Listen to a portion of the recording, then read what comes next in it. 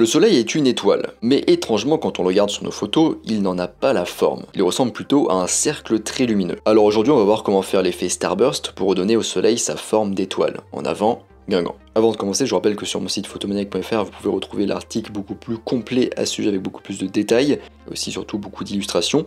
Et sur mon site, vous pouvez aussi retrouver ma formation gratuite sur les bases de la photographie, donc je vous invite à vous y inscrire si ça vous intéresse comme sujet. Alors du coup, on va parler des différentes étapes pour capturer un soleil en forme d'étoile, ou faire l'effet Starburst comme on dit en anglais. Alors déjà, faites attention, veillez à ne pas pointer votre appareil photo directement vers le soleil, car cela pourrait endommager votre capteur ou vos yeux. Donc protégez bien vos yeux et servez-vous de l'écran LCD pour faire vos photos. Évitez aussi les longues pauses qui pourraient endommager votre capteur. Alors déjà, première étape, choisir le bon objectif. Le nombre de lames composant le diaphragme de votre objectif déterminera l'aspect de votre soleil. Un nombre pair de lames vous donnera un nombre égal de branches, par exemple 6 lames égale 6 branches à votre soleil en étoile, alors qu'un nombre impair de lames vous donnera 2 fois plus de branches. Par exemple 5 lames au niveau du diaphragme, ça donnera 10 branches à votre soleil en forme d'étoile. Et l'aspect de vos lames joue aussi sur l'aspect de l'effet. Si les lames de votre objectif sont droites, la forme de l'ouverture du diaphragme sera polygonale, donc c'est-à-dire avec plusieurs angles et plusieurs côtés, bien définis, et du coup vous obtiendrez davantage un effet de branche. Alors que si les lames de votre diaphragme sont plutôt arrondies, et du coup elles sont moins anguleuses, à forme moins d'angles,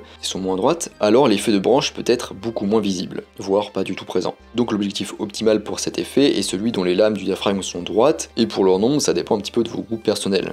Et c'est d'ailleurs aussi pour cette raison que l'effet fonctionne moins si votre ouverture est réglée au maximum, comme on le verra après. Parce que dans cette position, le diaphragme de l'ouverture a la forme d'un cercle, ce qui n'est pas bien. Alors que lorsque vous sélectionnez une petite ouverture, les lames du diaphragme s'assemblent pour former un polygone. Ce qui est bien et c'est ce qu'on recherche. Ensuite, deuxième étape, la source de lumière. L'effet de soleil en étoile est généralement obtenu avec une source de lumière puissante, assez petite et éloignée. Bien souvent, on utilise notre bon vieux soleil comme source de lumière. Le soleil est tellement puissant que vous ne pourrez pas faire cet effet avec d'autres sources lumineuses présentes dans la scène. Mais il est aussi possible de réaliser cet effet la nuit, avec d'autres sources comme un lampadaire, les lumières de Noël, les lumières de la ville, etc. etc.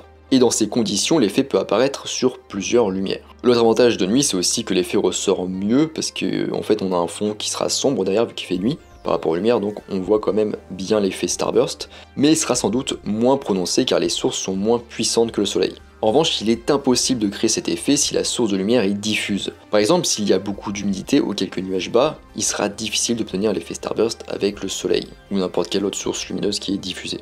Ensuite, troisième étape, placer la source. Pour que notre effet fonctionne bien, on a besoin du soleil, ou une autre source lumineuse, mais le soleil entraîne des reflets qui rendent les détails de la photo moins visibles. Mais bonne nouvelle, l'effet est plus prononcé si la source est bloquée partiellement par quelque chose, avec un tronc d'arbre par exemple. Et du coup ça permet de réduire l'intensité de la source, donc du soleil dans notre cas, et ainsi de réduire les reflets. Alors petite remarque, cacher la source fonctionne mieux lorsque la lumière est très brillante comme le soleil. Donc la source est puissante. Mais cette technique elle fera probablement pas beaucoup de différence avec des sources lumineuses plus faibles comme un lampadaire. Alors placez-vous de manière à ce que l'objet qui cache la source de lumière ne soit ni trop proche ni trop éloigné de votre appareil photo. Si l'élément que vous utilisez est trop éloigné de vous, l'effet d'étoile sera beaucoup plus difficile à obtenir. Par ailleurs, l'effet Starburst est beaucoup plus facile à réaliser lorsque le soleil est bas à l'horizon, donc le matin ou en fin d'après-midi. Bien sûr, vous pouvez le faire à d'autres moments de la journée, mais il sera peut-être plus difficile de trouver des objets qui masquent le soleil au-dessus de votre tête. Et quand vous êtes en train de vous positionner, rappelez-vous qu'un simple petit changement de quelques millimètres peut avoir beaucoup d'impact sur votre photo. Et si vous ne parvenez pas à cacher le soleil parce que vous n'avez pas d'éléments autour de vous, dans ce cas vous obtiendrez beaucoup plus de reflets, et en particulier autour du soleil. Une astuce est d'attendre que le soleil soit un peu plus bas à l'horizon, de cette manière son intensité sera un petit peu réduite par la brume ou les particules atmosphériques, ce qui devrait contribuer à atténuer quelque peu les reflets. Et en même temps, n'oubliez pas qu'une brume trop importante peut réduire ou éliminer totalement l'effet à cause de la diffusion provoquée. Quatrième étape, utiliser un trépied et un déclencheur à distance. L'utilisation d'un trépied est moins importante si vous photographiez en milieu de journée parce que vous allez avoir beaucoup de lumière, donc pas besoin d'un temps de pause très long, mais il devient indispensable si vous souhaitez photographier la nuit avec du coup moins de lumière pour éviter tout flou de bouger à cause d'un long temps de pause. Il est également recommandé pour les mêmes raisons d'avoir un déclencheur à distance pour éviter du coup de faire trembler l'appareil lorsque vous prenez vos photos. Si vous n'avez pas de déclencheur, utilisez le minuteur de votre appareil photo. Cinquième étape, un objectif sans filtre et propre. Débarrassez bien votre objectif de vos filtres pour éviter de réduire l'effet, et assurez-vous que la lentille frontale est exempte de poussière. Les petites poussières et les rayures sont la principale cause de reflets. Chaque petite tache se transformera en un cercle brillant sur la photo.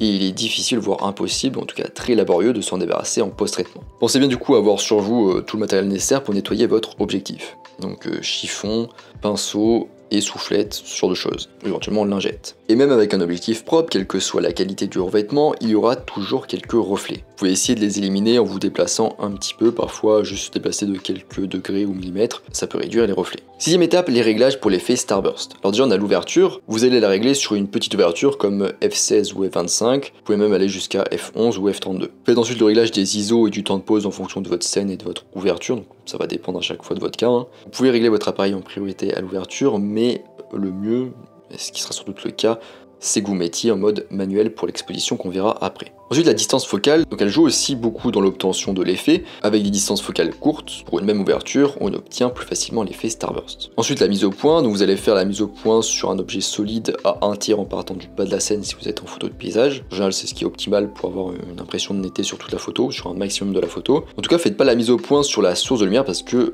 la mise au point automatique risque de changer sans arrêt. Donc voilà, c'est tout pour les étapes à suivre. Maintenant on va parler de comment exposer correctement l'effet Starburst. Le problème avec cet effet, vous l'aurez remarqué, c'est qu'on est à contre-jour, donc la lumière est positionnée derrière le sujet. Et dans ce genre de situation, le boîtier il est complètement paumé parce qu'il y a trop de plage dynamique à gérer, donc il y a trop de différence de luminosité entre les diverses zones de la scène. Donc dans ces cas-là, souvent on se retrouve soit avec un premier plan correctement exposé avec un soleil et un ciel surexposé, soit avec un soleil et un ciel correctement exposé, mais avec un premier plan sous-exposé. Et donc, pour être honnête, il n'y a pas vraiment de solution parfaite. Vous allez obtenir souvent des résultats un petit peu approximatifs, il va falloir essayer et ce sera du coup du à peu près. Mais je vais quand même vous proposer 5 solutions. La première solution c'est le flash. Vous pouvez exposer pour les hautes lumières, donc par exemple en mesurant en mode spot à gauche ou à droite du soleil, votre ciel sera exposé correctement mais pas votre premier plan. Dans ce cas vous devrez utiliser une autre source de lumière, comme un flash externe, pour éclairer vos sujets ou les objets au premier plan afin qu'ils ne soient pas sous-exposés. La deuxième solution c'est d'accepter la sous-exposition. Vous allez exposer en mode pose-mètre à côté de la source lumineuse et créer ainsi une silhouette avec les éléments de premier plan. J'ai fait déjà un podcast, une vidéo, un article sur les silhouettes, n'hésitez pas à aller voir tout ça. La troisième solution c'est d'exposer à tâtons, en mode manuel. Vous allez réaliser une première photo, si elle vous paraît sombre vous allez surexposer,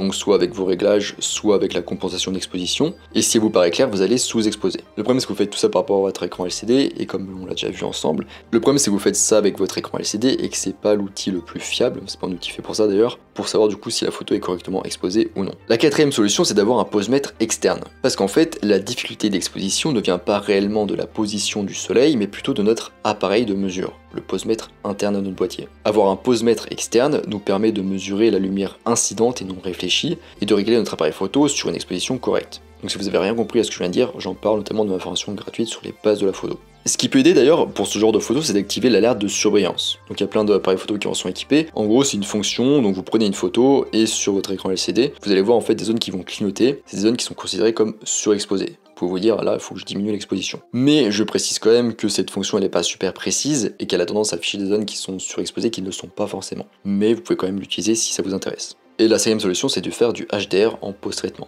et faire du coup plusieurs prises de vue avec différentes expositions. Je vais pas m'étaler là mais du coup j'en parle un petit peu dans mon article. Donc voilà, on est à la fin de ce podcast sur l'effet Starburst. C'est un nouvel effet sympa à ajouter à votre arsenal de composition. Je vous rappelle que sur mon site photomaniac.fr vous pouvez retrouver l'article complet à ce sujet. J'ai aussi fait d'ailleurs des articles sur comment trouver le meilleur ratio en photo de paysage et comment trouver la meilleure lumière en photo de paysage, si le photo de paysage vous intéresse. Moi je vous laisse ici à votre effet Starburst et je vous dis à bientôt sous internet mondiaux.